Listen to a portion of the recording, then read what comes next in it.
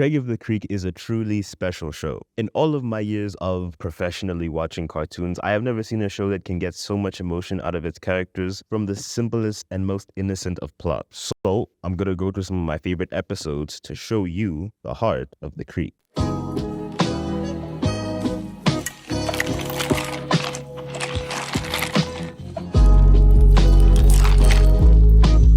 A lot of these episodes share similar themes, so you're gonna see me pair up all of them. I picked these two specifically because they show off Craig's relationship with his brother Bernard. Bring Out Your Beasts from season 1 is our first real introduction to their whole dynamic. They play into this older sibling v younger sibling trope, and while I think it's been overused, especially in animation, I'd be a hypocrite to say that it can't be fun. Craig wants Bernard to teach him how to play this Pokemon ripoff called Bring Out Your Beasts. We see that they've been beefing ever since they were little, and it's been a thing of Bernard disrespecting Craig's intelligence. Hey, what do you want?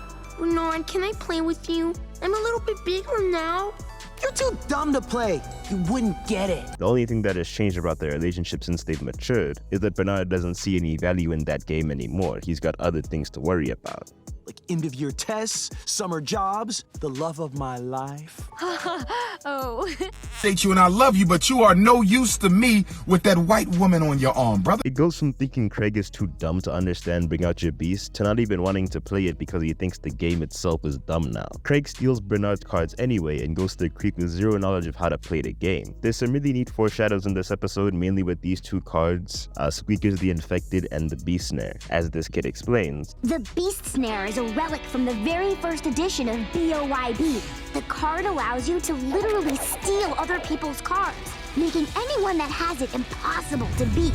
And that is one of the last Beast Snares left on Earth. They decide to bury it so that nobody can use it, and of course, this kid is evil and tricked them and decides to use it to cause chaos. Shit hits the fan even more when they also reveal that the cards are worth a lot of money, especially a card as rare and valuable as the Beast Snare. Craig was obviously in the wrong for stealing the cards, and the episode doesn't forget that, but they also take this opportunity to show how much he admires his brother. I always thought it was cool how you outsmarted everybody with just the right move.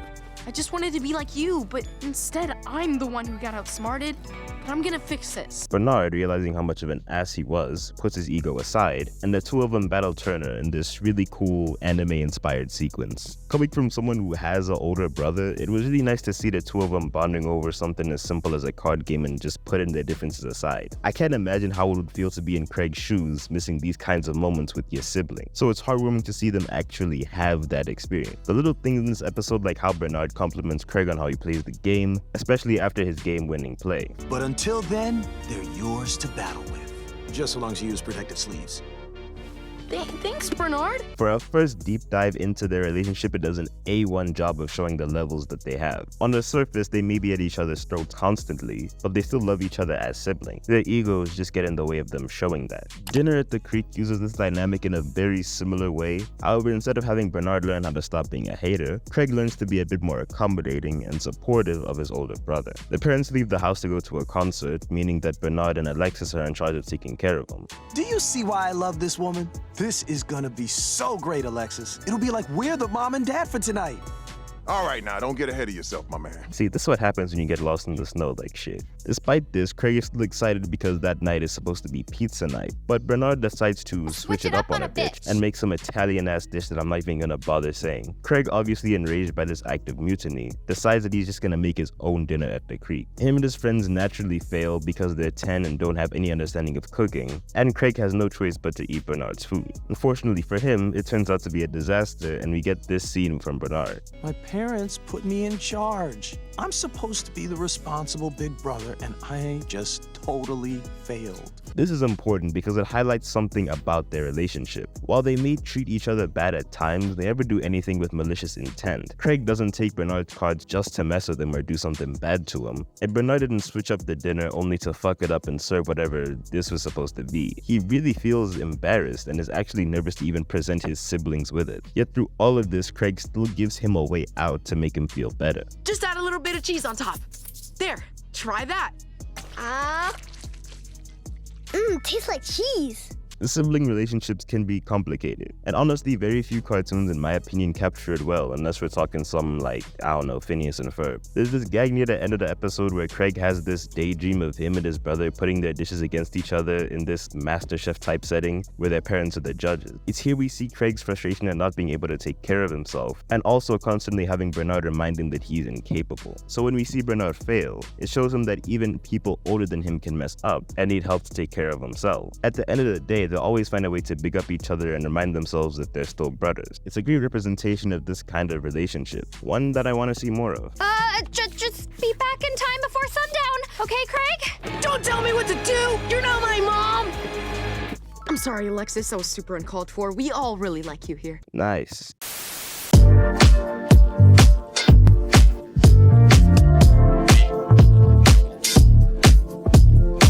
These next two episodes focus on Craig's relationship with his parents. Me personally, I've always loved how his parents are portrayed. There hasn't been a lot of great rep recently when it comes to black families. I'm looking at you, proud family, trying to act like abusing your kids is a black household thing. It's cool to just see a wholesome, suburban-ass black family that doesn't feel like it's trying too hard to speak to any stereotypes about black family. Craig's parents are really cool in that regard. Fort Williams is an episode about Craig and his mom spending the day together, building a pillow fort and just straight chilling. There isn't a whole lot to it, but they managed to get some great interactions between the two. I love how through small moments in the episode we get a little overarching story. In the beginning, Nicole is shown to reminisce about how much time the two of them spent together when they were younger, as she tries to get Craig to hang out with her. And close to the end of the episode, Craig realizes how much he doesn't know about his mom because they haven't spent time like that in years, which leads to this moment.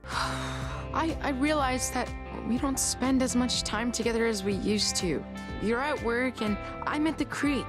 And when we're not, Bernard, Jessica, and Dad are always around. Today was really fun. I don't want it to end. With the use of a simple, innocent story, they managed to make the connection between these two stronger. Keep in mind, I'm pretty sure this is one of the first episodes where the plot is focused on just the two of them. Aside from that, Nicole is just such a cool character as well. She has so many lines and jokes in this one. They really did make her a cool mom without them trying too hard. And with that, the final score for this round of basement skee ball is Craig 4, me 50. Overall, it's a really feel-good episode that I could put on and just turn my mind off to, which seems to describe a lot of the shows that I like, I guess. In Anniversary Buck, Dwayne and Nicole celebrate their anniversary. Dwayne buys a gift that he's been trying to hide for a while and trusts Craig to take care of it until he gets back. It's my anniversary gift for your mom. I've been hiding it from her all week in the raisin nuts nobody eats.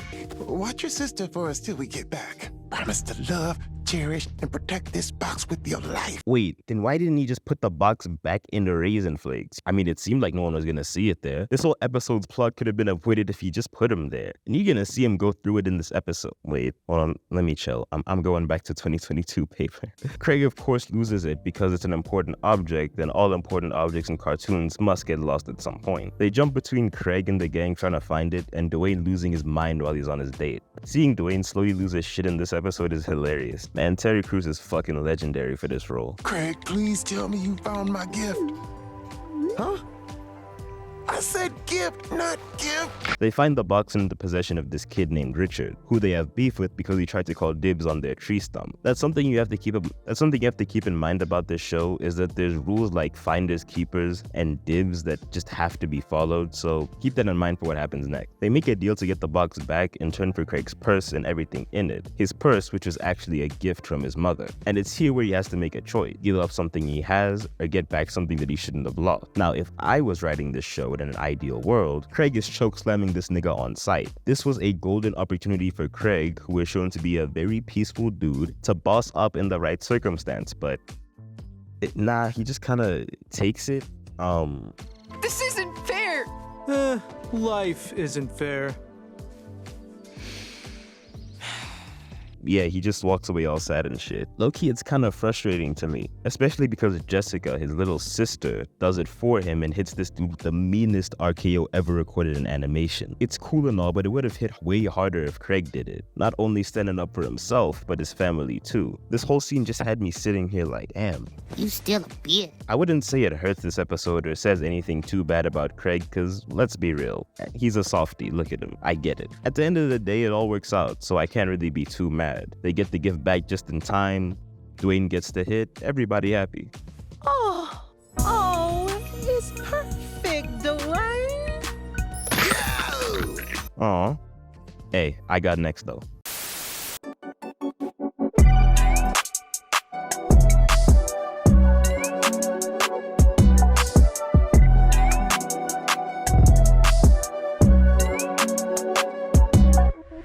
These last two episodes are more focused on how Craig interacts with the other kids at the creek, especially ones that he doesn't like.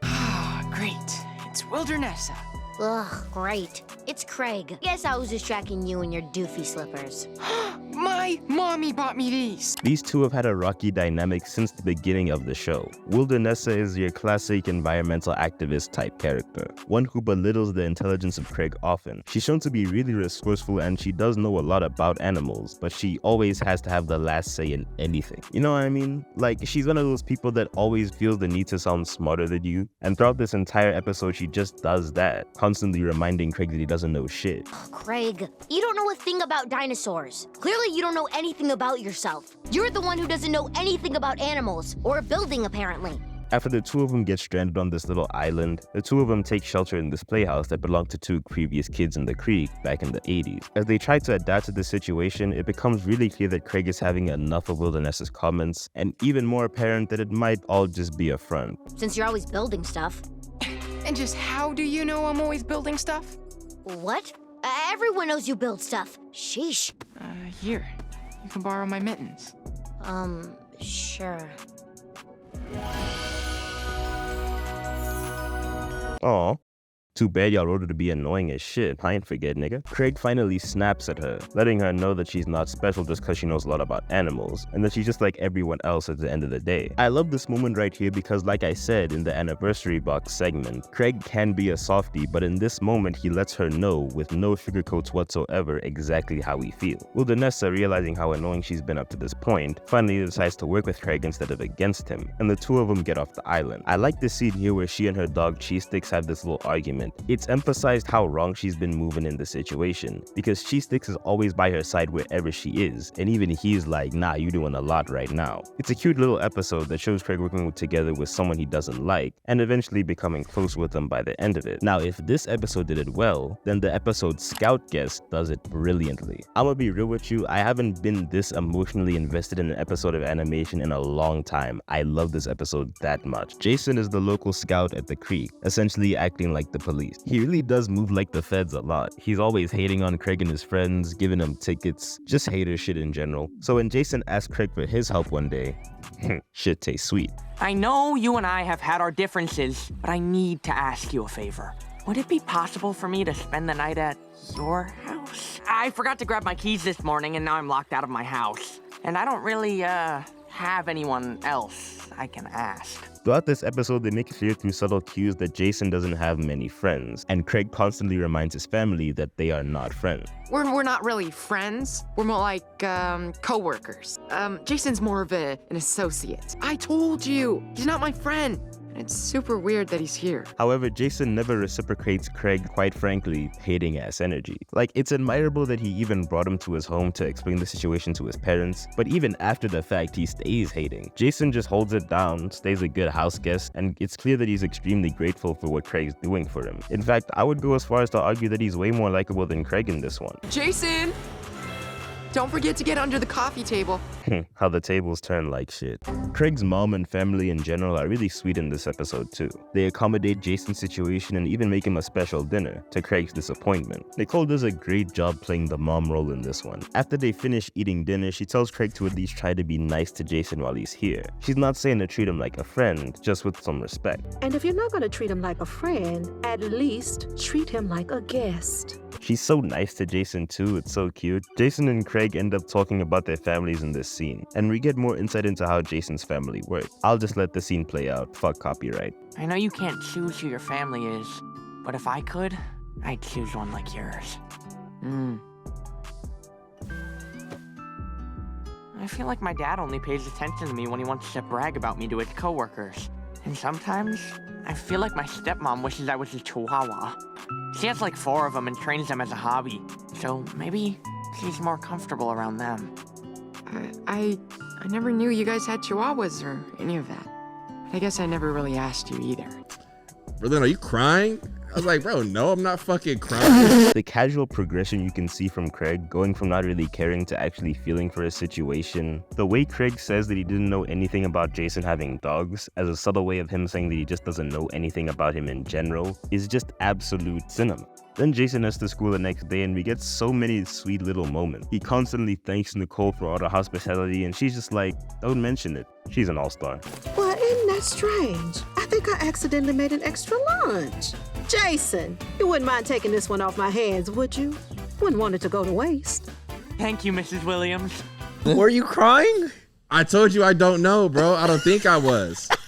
Craig of the Creek is one of, if not the most heartwarming show CN had, at least in the 2010s. If you've not watched the show yet, get on it. 5 seasons, the show's about to end, there's a movie and a spin-off. And honestly, I wish it had a bigger impact than following while it was in its prime. Thanks for watching, have a good day, and take care.